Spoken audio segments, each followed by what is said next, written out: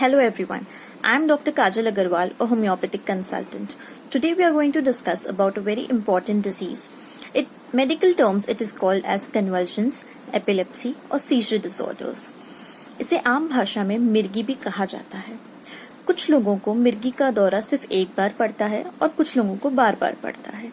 जिन लोगों को बार बार मिर्गी का दौरा पड़ता है उन लोगों के लिए होम्योपैथिक ट्रीटमेंट बहुत ही अच्छा है और इफेक्टिव है.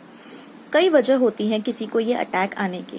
जो ट्रिगरिंग फैक्टर्स होते हैं मिर्गी के वो कई होते हैं, जैसे कि नींद पूरी न होना, मेंटल या फिजिकल एग्जॉशन होना, शराब पीना या कोई इंसान जो बहुत पहले शराब पीता था और अब छोड़ दिया, जिसे मेडिकल भाषा में विड्रॉल सिम्टम कहा जाता है, और चमचमाती लाइट में ज्यादा देर तक रहना.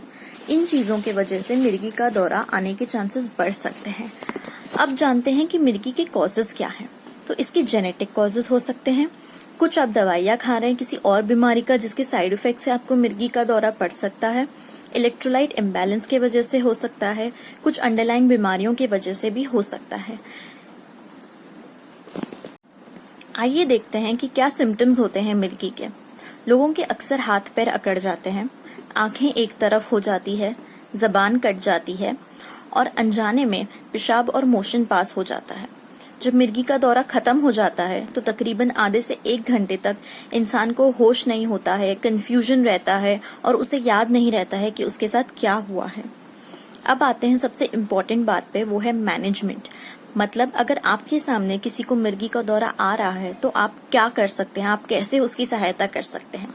सबसे पहले उस इंसान को लेटाने की कोशिश करें ताकि वो गिरे ना और उससे उसे चोट न लगे.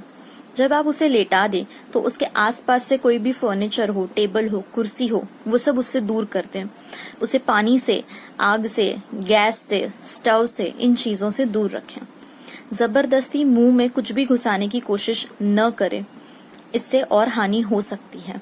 जब मिर्गी का दौरा आता है तो मुंह अकड़ जाता है, ये आम बात है, इसलिए जबरदस्ती मुंह खोल के उसमें कुछ डालने की कोशिश न करें. जब मिर्गी का दौरा खत्म हो जाए तो उस इंसान को सेमी प्रोन पोजीशन में रखें. सेमी प्रोन का मतलब होता है इंसान आधा बैठा है और आधा लेटा है.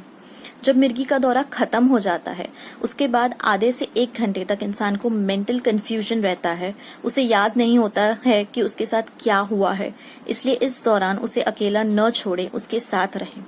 और अगर आप देख रहे हैं कि किसी को दौरा है जो 5 मिनट से 10 मिनट से चलता जा रहा है और रुक नहीं रहा है, तो ये एक मेडिकल इमरजेंसी है. आप उसे तुरंत अपने नजदीकी अस्पताल में ले जाएं. अब बात करते हैं होम्योपैथी के बारे में.